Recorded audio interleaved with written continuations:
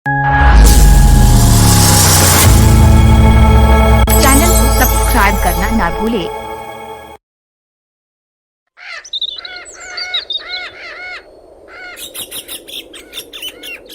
ठंड में 3 जुगाड़ू बहुओं की स्पेशल मिक्स वेज सब्जी बिरयानी।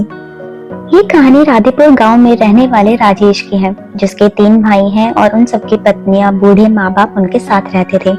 और उनके गांव में काफी गरीबी थी, जिस वजह से उन्हें काम करने के लिए गांव से बाहर जाना पड़ता था। सुबह का समय था, तीनों भाई लाइन में खड़े थे। सामने सेठ खड़ा था। आज की दिहाड़ी पूरी हो गई है मालिक, सारी सब्जियां तोड़कर टोकरियों में भर दी है। आप मजदूरी दे दीजिए तो हम घर को चले जाएं। आज तो बहुत तेज ठंडी ठंडी हवा चल रही है। हाँ हाँ, ये लो तुम्हारे 150 रुपए, तुम्हारा हिसाब पूरा हो गया है। अरे मालिक, इतनी कम मजदूरी? अरे थोड़ा तो बढ़ाकर देते आप, इतने में तो कुछ भी नहीं हो पाएगा। एक तो इतनी ठंड में काम करते हैं और ऊपर से इतनी कम मजदूरी में हमारा क्या ही होगा। हद हो गई है भाई तुम्हारी तो। एक तो गरीबों को काम दो और ऊपर से इनको अलग से पैसे भी दे दो। अरे जो जितना बनता है उतना ही तो देंगे ना तुझे।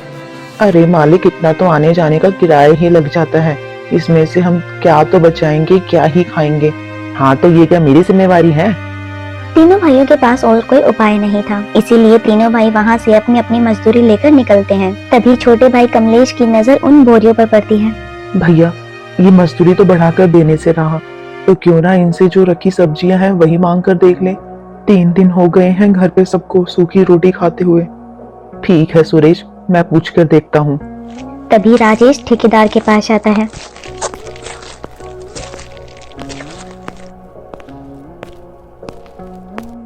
अच्छा मालिक, आप हमें मजदूरी तो बढ़ाकर नहीं दे सकते, कम से कम ये जो सब्जियां खराब पड़ी हैं आपके पास वो दे दीजिए। ये क्या नाटक लगा रखा है तुम लोगों ने? एक तो तुम्हें काम भी दो, उसकी दिहाड़ी भी दो, और उसके बाद तुम्हें सब्जी भी अलग से चाहिए। अरे तुम्हें मांग कर खाने में शर्म नहीं आती? ठेकेदार की फटकार सुनने के बाद तीनों भाई अपना सामान लेकर वापस अपने गांव लौटने के लिए निकल जाते हैं। गांव दूर होने की वजह से वो एक ऑटो पकड़ते हैं। अरे ऑटो वाले भैया, राधेपुर गांव चलोगे? जिसके बाद तीनों भाई थोड़ा बहुत मोल भाव कर कर अपने घर पहुंच जाते हैं। रात का समय था, ठंड काफी ज्यादा हो चुकी थी। तीनों भाई ऑटो से उतरकर घर की ओर चल देते हैं और थोड़ी देर बाद में दवाई और राशन लेकर अपने घर पहुंच जाते हैं। घर जाकर राजेश बोलता है, गीता, ये लो, हम सब घर का राशन और दवाई लेकर आ गए हैं, ये सब संभालो तुम। आज की मजदूरी में मैं इतना ही सामान लेकर आ पाया। अरे आ गए आप सब, आ जाइए, आज बाहर बहुत ज्यादा ठंड हो रखी है। आप मुझे राशन दीजिए और बैठ जाइए, मैं अभी आप सबके लिए चूल्हा जला देती हूँ। तभी गीता सभी भाइयों के लिए चूल्हा जला देती है। यह सब देखकर उसकी सास बोलती है, अरे बेटा, तुम लोग कितनी मेहनत करते हो इतनी कड़ाके की ठंड में। तुम लोग थोड़ी सी अपनी मेहनत की कमाई बचाकर अपने लिए स्वेटर क्यों नहीं खरीद लेते? कि स्वेटर तो जगह जगह से फट गया है। अरे माँ, कितनी दिहाड़ी कमाते हैं हम लोग कि उसमें से घर का खर्चा चला ले और स्वेटर भी ले ले। अब क्या तो घर का खर्चा ही चला सकते हैं या स्वेटर? हाँ हाँ माँ, तुम ठीक कहती हो, ले लेंगे हम स्वेटर, पर दिहाड़ी बचेगी तभी तो लें। वहीं छोटी सी झोपड़ी में सभी लोग आपस में बैठकर बात कर रहे होते हैं। वहीं दूसरी तरफ तीनों बहू मिलकर खाना बना रही होती हैं। गीता की सबसे छोटी देवरानी बबीता गर्भ से थी। तभी गीता उसे देखकर कहती है, अरे बबीता, तुम रहने दो, खाना मैं बना लेती हूँ, तुम वहाँ जाकर थोड़ा आराम कर लो। हाँ हाँ बबीता बहू, गीता बहू सही कह रही है, तू यहाँ आजा, आजा मेरे पास बैठ जा। सास रमा देवी के प्यार से कहने पर बबीता चूल्हे के पास से हट जाती है। गीता सबके लिए खाना बनाती है। कविता लकड़ियों का बंदोबस्त कर रही थी। बबीता वहीं पास में बैठकर सभी को खाना परोस कर देती है। इसी तरह सभी लोग खाना खाकर सो जाते हैं। तभी अगली सुबह, माँ, हम सब मजदूरी पर जा रहे हैं और हो सका तो आज कल से ज्यादा मजदूरी ही लेकर आएंगे। तभी सास रमा देवी हाथ में एक झोला लिए कहती है, ये लो बेटा, इसमें रात की कुछ रोटियां बची थी, गीता बहू ने वही सेक दी है और प्याज रख दी है, प्याज के साथ रोटी खा लेना तुम। तीनों भाई काम पर निकल जाते हैं। जिसके बाद गर्भवती बहू बबीता घर के बाहर बैठी होती है कि तभी वहां पर एक चिकन बिरयानी बेचने वाला आता है। बिरयानी ले लो, बिरयानी ले लो, मजेदार बिरयानी, गर्मा गर्म बिरयानी। जिसे देखकर बहू बबीता का बिरयानी खाने को मन ललचा जाता है। तभी वह अपनी जेठानी गीता को कहती है, देखो ना दीदी, ये बिरयानी भी कितनी स्वादिष्ट होगी ना, काश हम भी इसे खा पाते। तुम ठीक कह रही हो बबीता, लेकिन हमारे पास अभी इतने पैसे नहीं हैं। जब पैसे होंगे तब मैं तुम्हें बिरयानी जरूर खिलाऊंगी। बबीता समझदार थी, वह घर की हालातों को खूब अच्छी तरह से जानती थी। कुछ ही देर बाद शाम हो जाती है। शाम का समय था। तीनों भाई मजदूरी से वापस आ जाते हैं। सभी एक साथ घर पर बैठकर खाना खा रहे होते हैं कि तभी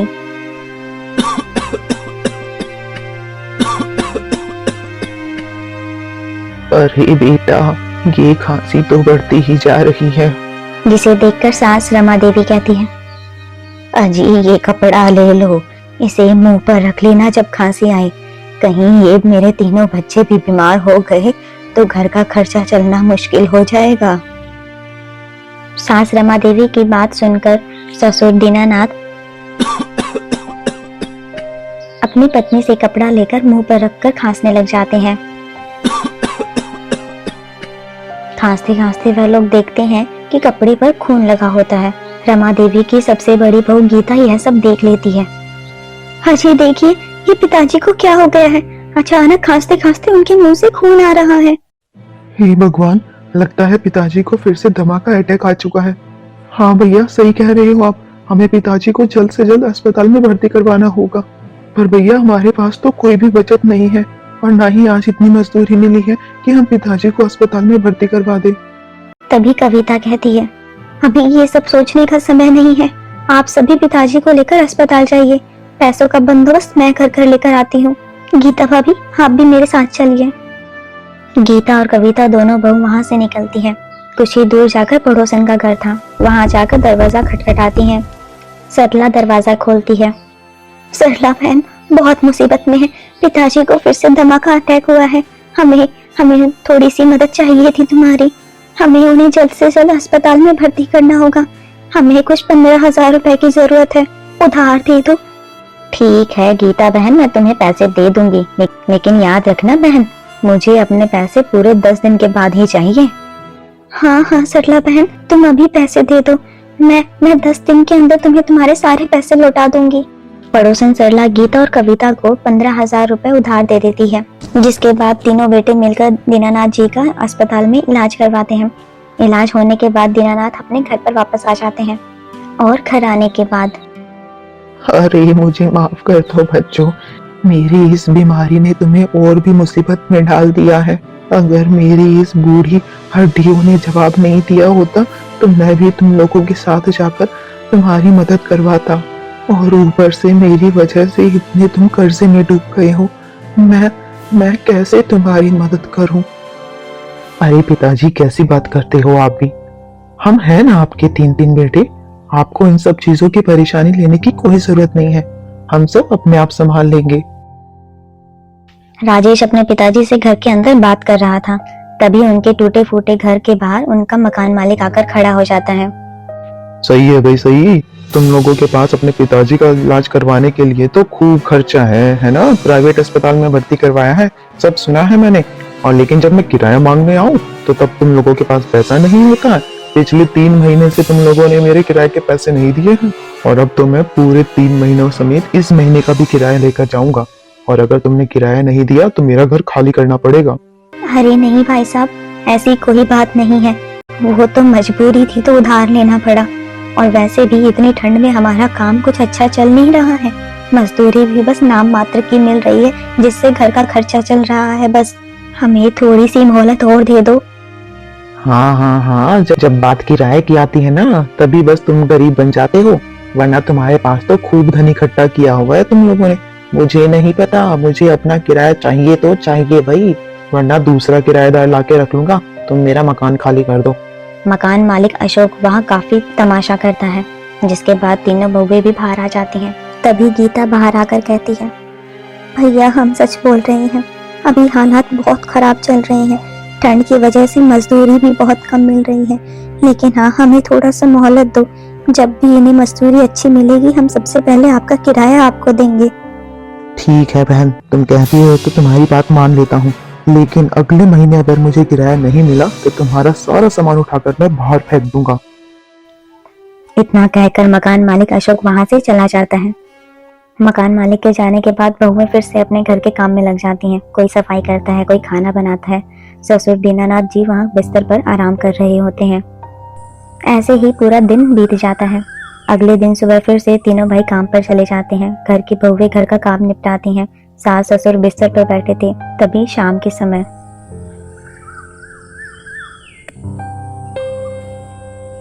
कविता, क्यों ना हम जो पैसे बचे हैं उनसे थोड़ी सी सब्जियां ले आई। काफी दिन हो गए हैं सबको दाल रोटी खाते हुए। माँ बाबूजी का भी मन खुश हो जाएगा। जिसके बाद तीनों बहू गीता, कविता और बबीता सब्जी मंडी जाने के लिए निकल जाती हैं।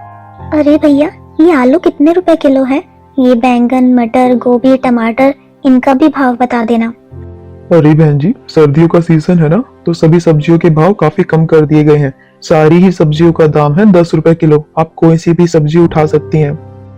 अच्छा ठीक है भैया, तो आप एक काम करो, सारी सब्जियां मुझे आधा आधा किलो तोल कर दे दो। तभी सब्जियां लेकर तीनों बहू घर की तरफ आ रही होती हैं कि तभी बबीता की नजर फिर से चिकन बिरयानी के ठेले पर जाती है। गर्भवती होने के कारण बबीता का मन बार बार बिरयानी या फिर चटपटी चीजें खाने के लिए ललचा ही जाता था, जिसे देखकर वह अपनी जेठानियों से कहती है, दीदी पता नहीं क्यों मैं अपने आप को बहुत मना करती हूँ, लेकिन फिर भी ये मन है कि मानता ही नहीं है। बहुत मन करता है ये चटपटी बिरयानी खाने का। मैं समझ सकती हूँ बबीता तुम्हारी जो हालत है, लेकिन अभी तुम्हें थोड़ा संभल कर चलना होगा। हमारी इतनी हैसियत नहीं है कि हम तुम्हें ये सब चीजें खिला सकें, पर मैं वादा करती हूँ जिस दिन भी हमें थोड़े से अच्छे पैसे मिलेंगे ना, मैं तुम्हें सबसे पहले ये बिरयानी बनाकर ही खिलाऊंगी। बबीता समझदार थी, वह समझ जाती है। तीनों बहुएं चुपचाप सब्जियां लेकर घर आ जाती हैं। घर पहुंचने के बाद बबीता सब्जियां धोने लग जाती है। कविता खाना बनाने के लिए बैठ जाती है। वहीं गीता सब्जी काट रही होती है। तीनों बहुएं अपना अपना काम कर रही थी कि तभी मकान मालिक अशोक घर के बाहर आकर खड़ा हो जाता है। अरे कहाँ हो भाई सब तुम लोग? अब तक मेरे किराए का बंदोबस्त किया क्या नहीं? आज तो मैं किराया लिए बिना यहाँ से जाऊंगा, बिल्कुल भी नहीं जाऊंगा आज तो मैं यहाँ से किराया लिए बिना। अरे भाई साहब, कल तो बताया था मैंने आपको, अभी हमारे पास किराया देने के लिए पैसे नहीं है। जब होंगे हम खुद ही दे देंगे। हाँ, किराया तो हम दे ही देंगे, लेकिन आप इस मकान की हालत देख रहे हो, दीवारें जगह जगह से टूटी हुई है, कितनी ठंड लगती है इसमें। क्या आप ये घर सुधरवा नहीं सकते? हाँ हाँ, किराया तो जैसे तुम लोग टाइम टू टाइम देते हो ना, कि मैं घर सुधरवा भी दूं। इस घर में तुम रहते हो, तुम सुधरवाओगे इस घर को। तुम जैसे फटीचर गरीब लोगों को तो ये घर किराए पर मुझे देना ही नहीं था। मैं आखिरी वार्निंग देकर जा रहा हूँ तुम लोगों को, अगर मुझे कल तक मेरे घर का किराया नहीं मिला ना, तो मैं तुम्हारा सामान उठाकर बाहर फेंक दूंगा। इतना कहकर मकान मालिक गुस्से में वहां से चला जाता है।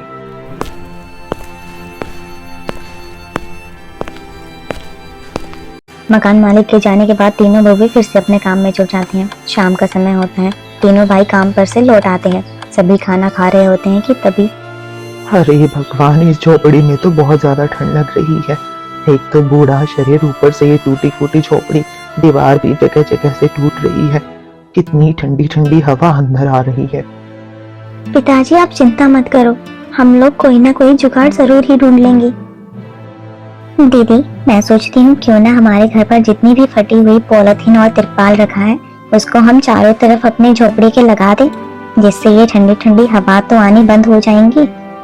हाँ हाँ कविता, हम यही करते हैं, कम से कम हमें बाहर की ठंडी हवा से तो छुटकारा मिलेगा। जिसके बाद तीनों बहुएं काम पर जुट जाती हैं। तिरपाल लेकर पूरे घर की चारों तरफ टूटी फूटी दीवारों पर लगा देती हैं। जिसके बाद घर के अंदर ठंडी हवा आनी बंद हो जाती है।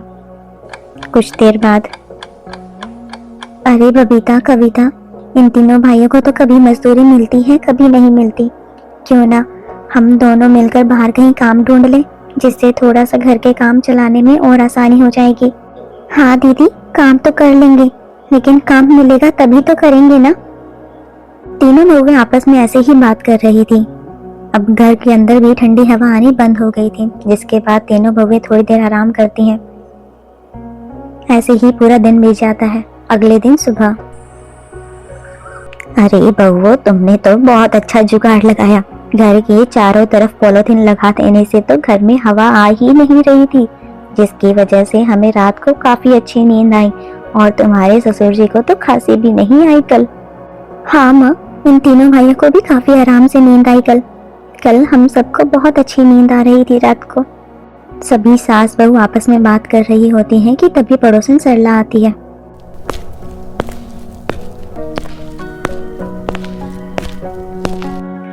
अरे गीता, मेरे घर में कुछ मेहमान आने वाले हैं तो उनका खाना पीना बनाना होगा। मुझसे अकेले से तो ये काम नहीं होगा। अगर तुम तीनों बहू आ जाओ और मेरी मदद कर दो तो मैं तुम्हें उसके बदले में मजदूरी दे दूंगी। सरला की बात सुनकर तीनों बहुएं अपनी सास की तरफ देखने लगती हैं। हाँ सरला बहन, खाना ही तो बनाना है ना, इसमें कोई बड़ी बात नहीं है। मेरी तीनों बहुएं बहुत कुशल हैं, बहुत ही बढ़िया खाना बनाती हैं। यह सुनकर तीनों बहुएं बहुत खुश हो जाती हैं और सरला को हाँ कर देती हैं। जिसके बाद अगले दिन सुबह होते ही तीनों भाइयों अपने अपने काम पर निकल जाते हैं। वहीं तीनों बहुएं आपस में बात कर रही थी कि उन्हें पड़ोसन के घर खाना बनाने के लिए जाना था। जिसके बाद तीनों बहुएं अपने घर का काम जल्दी जल्दी खत्म करके पड़ोसन के घर जाती हैं।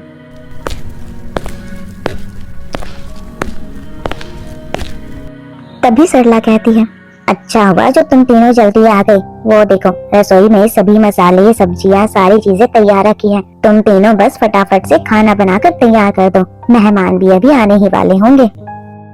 हाँ हाँ सरला बहन, तुम चिंता मत करो, हम तीनों बहुएं मिलकर थोड़ी ही देर में सारा खाना बनाकर तैयार कर देंगी।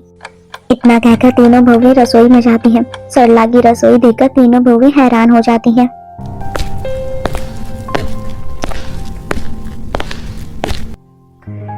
दीदी देखो, इनकी रसोई कितनी बड़ी है। हमारी रसोई तो बिल्कुल छोटी सी है और कोई अलग से भी रसोई नहीं है। घर के कोने में ही हमने एक रसोई बना रखी है और इनकी रसोई में तो देखो कितना सारा सामान रखा हुआ है। थोड़ी ही देर के बाद तीनों बहुएं अपना अपना काम करना शुरू कर देती हैं। गीता ने बबीता की हालात को देखकर उसे सब्जी काटने का काम दिया। बाकी काम गीता और कविता ने खुद संभाल लिया था।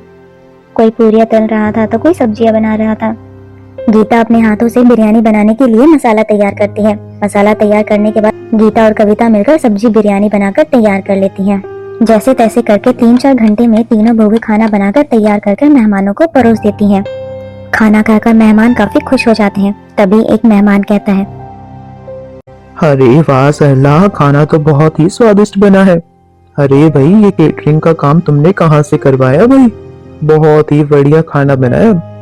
और सबसे उम्दा तो भाई यह बिरयानी बनी है। भाई कौन से होटल से केटरिंग करवाई थी तुमने? अरे नहीं नहीं भाई साहब, होटल से केटरिंग नहीं करवाई मैंने। ये सारा खाना तो मेरी पड़ोस में रहने वाली 3 बहुओं ने बनाया है। अरे क्या कह रही हो सरला बहन? ये सब्जी बिरयानी तो मैंने पहली बार ही खाई है और मुझे नहीं पता था चिकन बिरयानी से भी बढ़िया बनी है भाई ये बिरयानी तो। इस सब्जी बिरयानी का तो भी जवाब ही नहीं है। जिसके बाद सरला उन तीनों बहुओं का धन्यवाद करती है और कहती है, अरे गीता, तुमने खाना तो बहुत ही बढ़िया बनाया था। मेरे सभी मेहमानों को तुम्हारा बनाया हुआ खाना बहुत ही पसंद आया। स्पेशली जो तुमने मिक्स वेज बिरयानी बनाई थी ना वो। और ये लो, इस टिफिन में मैंने थोड़ा सा खाना भर दिया है। वो खाना बच गया था ना तो मैंने इसमें डाल दिया। और ये लो तुम्हारी आज की मजदूरी। मजदूरी के साथ में मिली बिरयानी देखकर तीनों बहुएं बहुत खुश हो जाती हैं और अपना खाना और मजदूरी लेकर घर की ओर वापस आ जाती हैं। तभी सास रमा देवी पूछती है, अरे बहू, आज खाने में क्या बनाओगी? अरे माँ जी, आज तो खाना बनाने की जरूरत नहीं पड़ेगी। हमने जो सरला दीदी के यहाँ खाना बनाया था ना, उसी में से खाना बच गया था तो उन्होंने हमें पैक कर दे दिया है। आज हम सब यही खाना गर्म कर खा लेंगे। अच्छा बहू, ठीक है, सभी लोग बस आते ही होंगे, तुम जल्दी से खाना गर्म कर लो। जिसके बाद जाकर गीता चूल्हे के पास बैठ जाती है और धीरे धीरे बिरयानी गर्म करने लगती है। बिरयानी की खुशबू जैसे ही बबीता के पास आती है वह काफी खुश हो जाती है। जिसके बाद गीता सभी को थोड़ी थोड़ी बिरयानी खाने के लिए देती है। बिरयानी खाकर सभी लोग बहुत खुश हो जाते हैं। ऐसे ही रात बीत जाती है। अगली सुबह, दीदी आपने जो कल बिरयानी खिलाई थी ना, मुझे बहुत अच्छी लगी थी। आज मेरा फिर से वही बिरयानी खाने का मन कर रहा है। अरे बबीता, तुम भी क्या बच्चों की तरह जिद करने लगी हो? वो तो तुम्हें पता था ना कि हमने कैसे बनाई थी। तभी सास रमा देवी बोलती है, अरे बहू, इसकी कोई गलती नहीं है, यह अवस्था ही ऐसी है। ये बेचारी गर्भ से है ना, इसकी कोई गलती नहीं है। तुम एक काम करो, घर में जितनी भी थोड़ी बहुत सब्जियां बची है ना वो लो, और जो चावल रखे हैं उनको भिगो लो, और थोड़े बहुत जो प्याज लहसुन वगैरह चाहिए ना जाकर सरला बहन से मांग लो, वो मना नहीं करेंगी। इतना सुनकर कविता हाँ भर देती है, जिसके बाद गीता फिर से मसाला तैयार करने के लिए रसोई में चली जाती है। यह सब देखकर बबीता काफी खुश हो जाती है, जिसके बाद वह किचन में जाती है और चावल भिगोकर रख देती है। कविता वहीं बैठकर सभी सब्जियां काटने लग जाती है, जिसके बाद थोड़ी ही देर में गीता पड़ोस से मिर्ची और प्याज लेकर आ जाती है, जिसे भी वह छोटा छोटा काट कर बिरयानी बनाने के लिए तैयार कर लेती है। जिसके बाद गीता फटाफट सभी सब्जियों को फ्राई कर लेती है और बिरयानी बनाने के लिए चूल्हे पर रख देती है। थोड़ी ही देर के बाद बिरयानी बनकर तैयार हो जाती है। जैसे ही बिरयानी बनती है पूरे आस पड़ोस में बिरयानी की खुशबू फैल जाती है। जिसके बाद पड़ोसन सरला वापस से गीता के घर आ जाती है। अंदर आकर सरला कहती है, अरे क्या बात है कविता, फिर से बिरयानी बना ली है लगता है। बहुत ही अच्छी खुशबू आ रही है भाई, पूरा मोहल्ला महक रहा है तुम्हारी इस बिरयानी की खुशबू से तो। हाँ दीदी, आपके यहाँ बिरयानी बनाई थी ना, तो बबीता का काफी मन कर रहा था फिर से बिरयानी खाने का, इसलिए आज मैंने फिर से बिरयानी बनाई है। आइए आप भी खाकर ही जाइएगा बिरयानी और बताइए कैसी बनी है। जिसके बाद गीता थोड़ी सी कटोरी में बिरयानी लेकर सरला को देती है। सरला बड़े चाव से बिरयानी खाती है, जिसके बाद कहती है, अरे वाह बहन, आज की बिरयानी तो उस दिन वाली बिरयानी से भी काफी बढ़िया बनी है। मैं तो कहती हूँ कि तुम लोग एक ठेला क्यों नहीं लगा लेते, इस बिरयानी के आगे तो चिकन बिरयानी भी फेल है, और मैं कहती हूँ तुम्हारी बिरयानी बहुत अच्छी बिकेगी। सरला बिरयानी की काफी तारीफ करती है, जिसके बाद वह अपने घर को वापस चली जाती है। अरे वाह बहू, बिरयानी की खुशबू तो बहुत ही बढ़िया आ रही है। अगर मेरी आज तबीयत ठीक होती ना तो यह बिरयानी मैं भी थोड़ी सी चख ही लेता। अजी आप चिंता क्यों करते हो, बिरयानी तो घर की ही बात हो गई है ना, जब आप ठीक हो जाओगे तब आपको बनाकर दे देंगी बहुएं।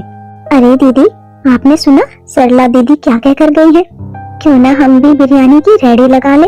हमारे गांव में तो एक ही बिरयानी वाला है और वो भी नॉनवेज चिकन बिरयानी बेचता है, वेजिटेबल बिरयानी तो कोई बेचता भी नहीं है, तो क्यों ना हम उसका ठेला लगा ले। और जहाँ तक मुझे लगता है ना, बिरयानी सभी को बहुत पसंद है। कुछ लोग तो ऐसे हैं जो बिरयानी खाना तो चाहते हैं लेकिन नॉनवेज खाना ना खाने की वजह से वो खा नहीं पाते, तो क्यों ना हम मिक्स वेज बिरयानी बनाकर बेचें। तभी कविता कहती है, हाँ दीदी बबीता बिल्कुल सही कह रही है, कल से हमें जल्दी से घर का काम निपटाकर बाजार में ठेला लगाएंगे। बिरयानी के ठेले को लगाने के लिए तीनों बहुएं आपस में बात करती हैं। इसी तरह पूरी रात बीत जाती है। अगली सुबह सभी आदमी अपने अपने काम पर चले जाते हैं, जिसके बाद सभी तीनों बहुएं बात करती रहती हैं। लेकिन दीदी चावल तो घर में है ही नहीं।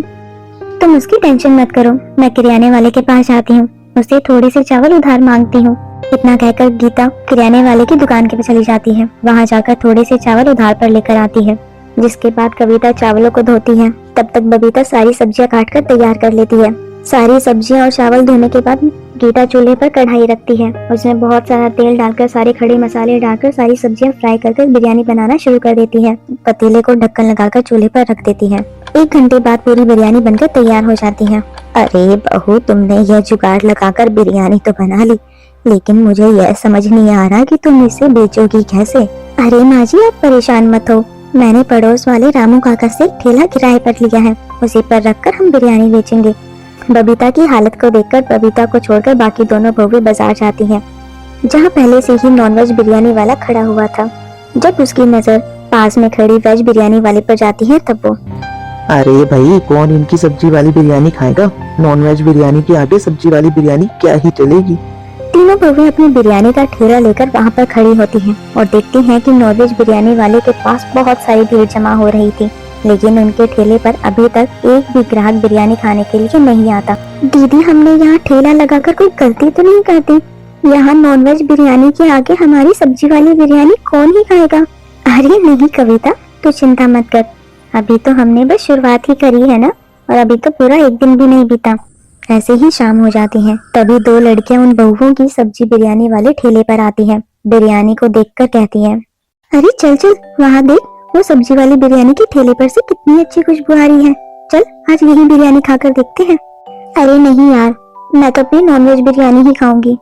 अरे नॉनवेज बिरयानी तो हम रोज ही खाते हैं, आज खाकर देखते हैं ना, इन्होंने नई रेडी लगाई है। जिसके बाद दोनों लड़कियां उन सब्जी बिरयानी वाले ठेले पर जाती हैं। सब्जी बिरयानी लेकर खाती हैं और खाने के बाद कहती हैं, अरे वाह, इतनी टेस्टी बिरयानी तो मैंने आज तक नहीं खाई, ये तो उस नॉनवेज बिरयानी वाले से भी काफी अच्छी बिरयानी है। पहला ही दिन होने के कारण उनके पास बस 4-5 ग्राहक ही आते हैं, जिसके बाद उनकी बिरयानी काफी बच जाती है। अरे दीदी, यह तो बहुत सारी बिरयानी बच गई है, क्यों ना हम इसे घर ले जाकर रख देते हैं और कल इसी को ही गर्म करके बाकी ग्राहकों को दे देंगे। अरे नहीं नहीं कविता, हम अपने ग्राहकों को बासी बिरयानी नहीं खिला सकते। तो दीदी, इस बिरयानी का क्या करेंगे हम?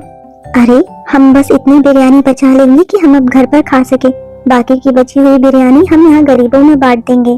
जिसके बाद सभी बहुएं वैसा ही करती हैं और अपना ठेला लेकर घर पर वापस लौट आती हैं। अगली सुबह सारी बहुएं अपना घर का काम फिर से खत्म करके वापस बिरयानी बनाकर तैयार कर लेती हैं। थोड़ी ही देर में वह अपना ठेला लेकर बाजार में पहुंच जाती हैं। इसी तरह 3-4 दिन बीत जाते हैं और कुछ दिन बाद ग्राहकों की भीड़ काफी उनके ठेले पर उमड़ जाती है, जिसे देखकर वह दोनों बहुएं काफी खुश हो जाती हैं। धीरे धीरे करके ग्राहक एक के बाद एक प्लेट बिरयानी का ऑर्डर मांगते ही रहते हैं। अरे बहन जी, एक प्लेट बिरयानी मुझे देना। अरे अरे, पहले मुझे देना बहन जी, मैं पहले आया था। जिसे देखकर वहीं चिकन बिरयानी वाला काफी गुस्सा करने लग जाता है। हे भगवान, इनके ठेले पर तो दिन पर दिन भीड़ बढ़ती जा रही है और मेरे पास तो एक भी ग्राहक नहीं बचा। अगर ऐसे ही इनका काम चलता रहा तो मेरी बिरयानी का धंधा तो ठप ही हो जाएगा। अरे भैया, तुम्हारी बिरयानी तो अब लोगों की जुबान से उतर ही चुकी है। सभी लोग तो बस अब वही मिक्स वेज बिरयानी खाना ही चाहते हैं और ऊपर से तुम्हारी बिरयानी तो इतनी स्वाद भी नहीं है। वहाँ स्वाद के साथ साथ पैसे भी कम है। तुम 100 रुपए की एक प्लेट देते हो, वहाँ वो 50 रुपए की एक प्लेट देती है। ग्राहकों की बात सुनकर चिकन बिरयानी वाला काफी गुस्सा हो जाता है। अगली सुबह वो जैसे ही बिरयानी का ठेला देखता है तो वह सब्जी वाली बिरयानी के ठेले पर जाता है और उनकी बिरयानी में काफी मिर्च डाल देता है। थोड़ी देर बाद जब बहुएं अपनी आकर बिरयानी देखती हैं तो उन्हें बिरयानी का कलर थोड़ा ज्यादा ही लाल दिखता है, जिसे देखकर कविता कहती है, अरे यह बिरयानी का रंग आज इतना लाल क्यों है? एक काम करती हूँ, मैं थोड़ा चख लेती हूँ। गीता जैसे ही बिरयानी चखती है तो उसमें बहुत तेज मिर्च होती है। वह सारा मामला समझ जाती है। हे भगवान, इसमें तो बहुत तेज मिर्च है। ये जरूर किसी न किसी की साजिश है। क्यों ना हम इसमें थोड़े से उबले हुए आलू मिला दें, जिससे इसकी मिर्च थोड़ी सी कम हो जाएगी। हाँ दीदी, और साथ में दही मिलाकर भी बेचेंगे, जिससे ग्राहकों को इसमें ज्यादा मिर्च नहीं लगेगी। जिसके बाद दोनों बहुएं वैसा ही करती हैं। वो बिरयानी में थोड़े से उबले हुए आलू मिलाती हैं और दही मिलाकर ग्राहकों को बेचती हैं, जिससे बिरयानी का स्वाद और भी बढ़ जाता है और ग्राहकों की भीड़ भी ज्यादा बढ़ जाती है। बीतते दिनों के साथ चिकन बिरयानी वालों ने काफी बार कोशिश की थी बहुओं की बिरयानी खराब करने की, लेकिन अब बहुएं भी समझदार हो चुकी थी। वह अपने ठेले को बिल्कुल भी एक पल के लिए भी अकेला नहीं छोड़ती थी। ऐसे ही दिन बीतते हैं। अपनी बात ना बनते देखकर चिकन बिरयानी वाले ने सोचा कि वह अपना दाम ही कम कर देगा, जिसलिए वह सड़ा हुआ चिकन लेकर अपनी बिरयानी तैयार करता है। उसकी सड़ी हुई चिकन की बिरयानी खाकर कुछ ग्राहक काफी बीमार हो जाते हैं। वहीं उसका खुद का बेटा, जिसने भी वह बिरयानी चखी थी, वह भी बीमार हो जाता है। हे भगवान, मेरा खुद का बेटा बीमार पड़ा है और ऊपर से धंधा भी ठप है। मैं अपने बेटे का इलाज मैं अपने बेटे का इलाज अब कैसे करवाऊंगा? वहीं दूसरी तरफ ठेले पर खड़ी कविता उसे देखकर सोचती है, आज ये चिकन बिरयानी वाला इतना परेशान क्यों है दीदी? चलो चलकर पूछते हैं। जिसके बाद बिरयानी वाला अपनी सारी कहानी बताता है। गीता को उसकी बात सुनकर काफी बुरा लगता है, जिसके बाद वह उसे कुछ पैसे देती है जिससे वह अपने बेटे का इलाज करवा सके। यह सब देखकर बिरयानी वाले को और अपनी गलती पर काफी पछतावा होता है। जिसके बाद बिरयानी वाला उन बहुओं से पैसे लेकर अपने बेटे का इलाज करवाता है और जिसके बाद वह अच्छी बिरयानी बनाकर दूसरे गांव में बेचना शुरू कर देता है। ऐसे ही कुछ समय बीत जाता है। तीनों बहुओं का बिरयानी का ठेला काफी अच्छा चल रहा था। वहीं उनके पतियों ने भी अब बाहर मजदूरी करना बंद कर दिया था और उनके धंधे में ही उनकी मदद करने लगे थे। जिसके बाद उनके हालात काफी अच्छे हो जाते हैं। ईमानदारी और गुणवत्ता हमेशा जीतती है। जहाँ चिकन बिरयानी वाला धोखा और लालच करता रहा, वहीं तीनों बहुओं ने अच्छा और साफ खाना बनाकर लोगों का दिल जीत लिया।